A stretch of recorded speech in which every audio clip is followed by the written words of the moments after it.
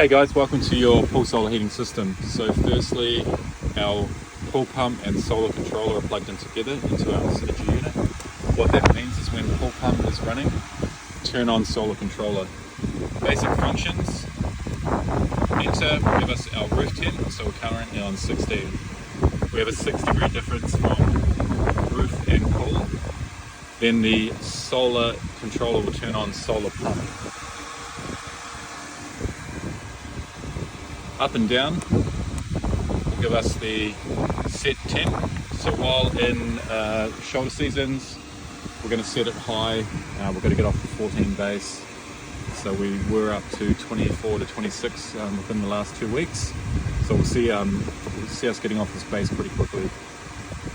In the Sunbather app, we do have the options for winter mode. So instead of turning the solar off in winter, we will just put it in winter mode, so it'll run once a day. Troubleshooting, just make sure that we have our plugs all plugged in. Important, never to change our valves. And then any questions, just give Justin and the team a call. The details are in the description below.